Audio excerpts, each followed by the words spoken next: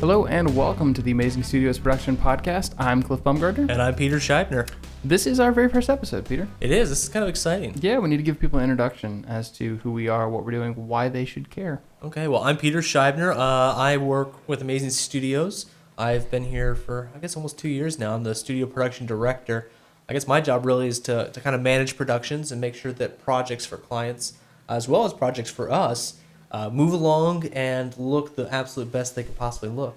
I'm the editor here at Amazing Studios. I take the stuff that Peter shoots and make it work. No, I'm kidding. Cliff, why are you and I doing this podcast? Yeah, well, for anybody who doesn't know, just to give a little backstory, Amazing Studios is a production company in Fuquay-Varina, North Carolina. And actually this month, July of 2015, we are celebrating our 20th year of being in business. And we wanted to make a podcast for Peter and I to sit down, as we are the production guys here at the studio, and talk about production, talk about films, talk about filmmaking, all the various aspects. We're going to be talking about a variety of topics, from current movies, things we've seen, to aspects of production, lighting, shooting, cinematography, everything. Yeah, excellent. So let's kind of get started today and talk about what we're going to be doing today. Right. Well, today we wanted to talk about a couple of things that have been coming out recently. Peter and I are both huge nerds, and we are very excited by the trailers that came out last week at Comic-Con. Excited is an understatement. Yes, it is. It's a very big understatement. Specifically, the trailers are the Suicide Squad and Batman vs. Superman.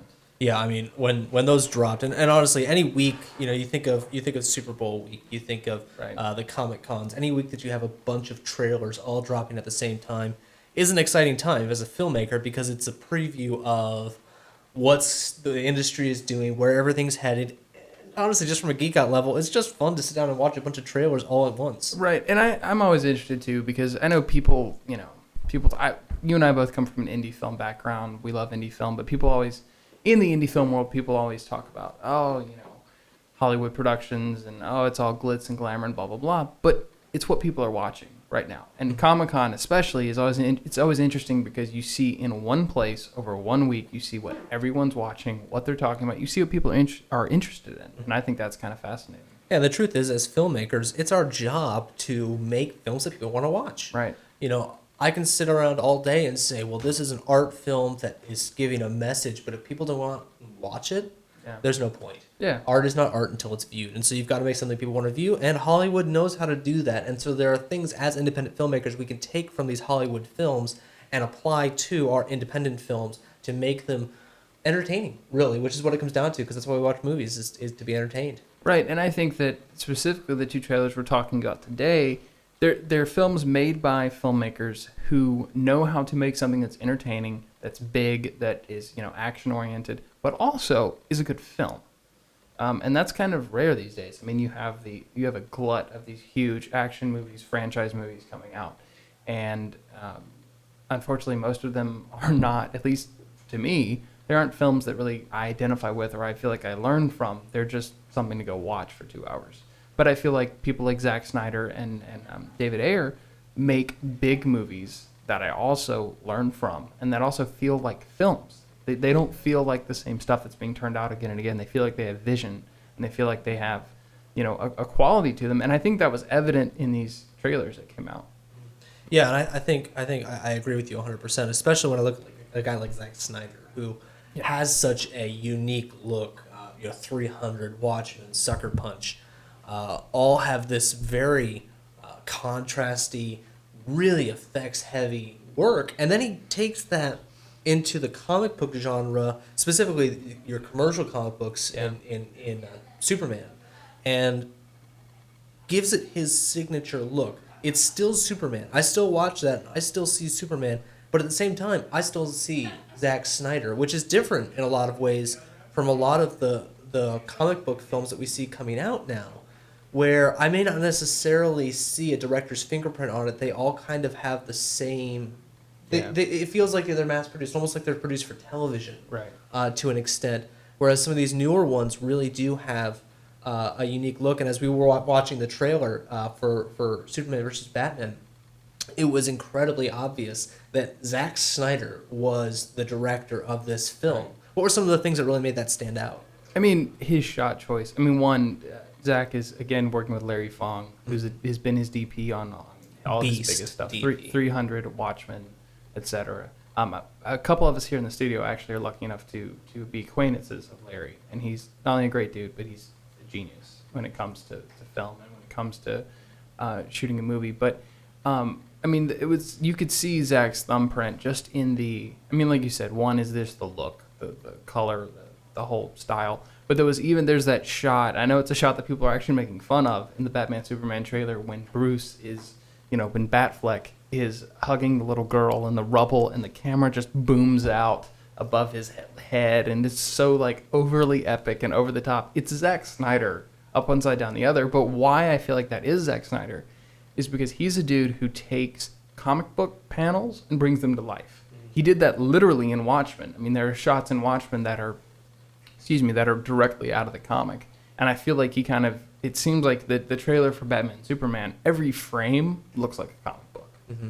Well, and I could even take that over to Suicide Squad. You and I were having a conversation yesterday about Suicide Squad and how the Joker's laugh.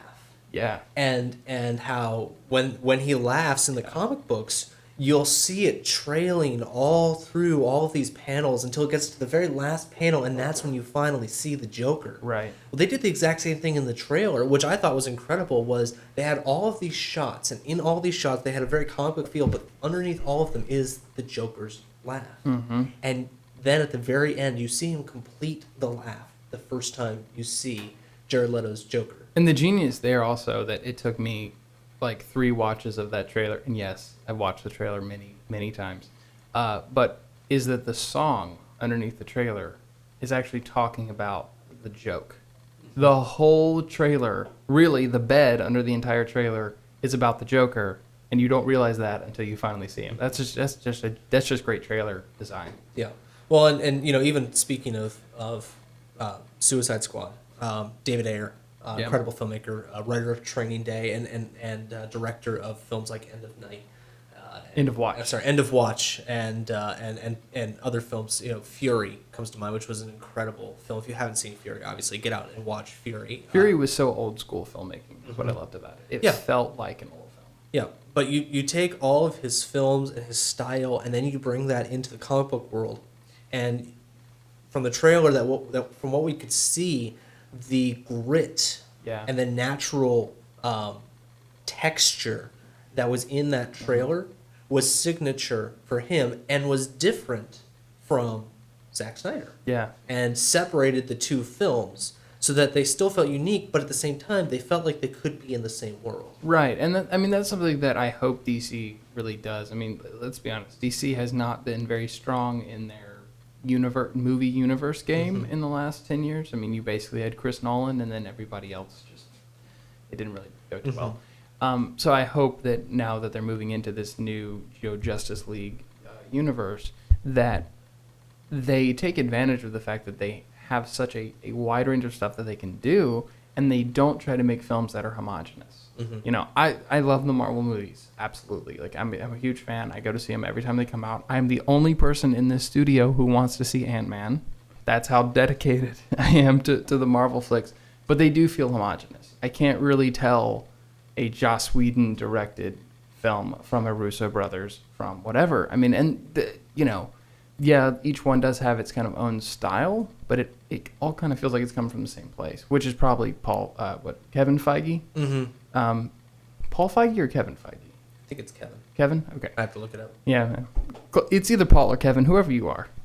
It's that dude. And it all kind of feels like it's coming from this one place, whereas, like you said, the stuff we're seeing from DC right now feels like a universe. It feels like different views. It feels like different, one is maybe street level, one is the big grand, one is like they're really trying different stuff, and I'm happy to see that. We are talking about 2 first look trailers for movies that don't come out, in one case, for a year. Yeah, these films could be absolutely horrible. They could. We're not saying that they're going to be the greatest things ever. We're just looking at it from the trailer's perspective and picking out what we can tell from directors' past work and now their present work that we see translating. So, because to be fair, the Sucker Punch trailer looked awesome. and Sucker Punch was not. It's a Sucker awesome. Punch right in the gut. Yeah, It is not a good movie. Suck was a good word. for Yeah, that. exactly. They should have just left off the punch and Yeah. just made it suck, because Yeah. that's what it was. Yeah. Zack Snyder, we love you. please hire us. Please, God, hire us, please. So, Cliff, obviously we're not Hollywood directors at this point in our careers, and I think a Speak lot for of the yourself, people, man. I think a lot of people who will be watching this are going to want to know what we're actually taking from this that we do take to our independent work, Right. because we do shoot feature films, we do try and produce films that have a mass appeal. What are some of the things that we can take from, I'm going to say, these gods of filmmaking, Right. down to the street level that we can actually do on an independent level? I mean, what always encourages me about the superhero movies and kind of the superhero movie craze is that these stories are absurd. They're crazy. The subject matter is nuts, but filmmakers are willing to handle it earnestly, and audiences are willing to take it and take it in seriously and treat it seriously. That's really cool to me, because that opens the door when you think about, when you have a character who is literally an alien from another planet as your main character in Superman. That opens doors as to what you feel like you can do in original work. Maybe you don't have to have, for years, for anyone listening who doesn't know, I'm screenwriting is a big part of my life, and it's something I actually studied in school and all that. And for years, kind of the thought around spec screenwriting was, you better make your lead character a 30-year-old white guy, because otherwise nobody's going to want to watch it. Now, to be fair, Superman looks like a 30-year-old white guy, but in actuality, it's a very different character, and I think that those types of films are expanding the horizons for the kind of characters you can create and the kind of stories you can tell. And it's interesting that these are stories that have been around for 70, 80 years. And we're just now getting to a place where we can really tackle them in the last 10 years, with Chris Nolan and people like that. We're actually seeing them treated seriously and taken in that way. And that's encouraging to me. Yeah. No, and as a director, I look at these and I look at what they're producing and I think, okay, telling stories is still what is the most important part. Chris Nolan's series was, I think, in my opinion, the best comic book series that's ever been produced to date.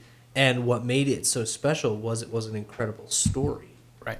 The Dark Knight was this deep treatise on people. And so stories still matter. And so as an independent filmmaker, I'm going to go out and say, all right, the first thing I'm going to focus on is a good story. And you hit on that with screenwriting. And for anybody who doesn't know, Cliff, he's modest. He isn't actually an incredible screenwriter. He has films that are being produced now that he has written. And many more that are in consideration. He is a great asset to the studio. Oh, please stop, but not really. Keep going. At any rate, Cliff will talk in future episodes about writing as an art form. But in its essence, we need to make sure that we are writing stories that are current, that are accessible, and then entertaining. I think that's what I would take away from these, is that I see a story in these trailers. I see a story in these comic book films that is, at its core, entertaining. As a director, that needs to be what I gravitate towards. Cliff, talking a little bit about as an editor, let's dissect a little bit the trailers as from an editing technique, because those were both long trailers by trailer standards. For sure. Yeah. They were very long trailers, and I think part of that is that these were not. There's a difference. These were not just trailers. These were Comic-Con trailers. These were made to be played in Hall H in front of 6,000 people who are aching for every frame.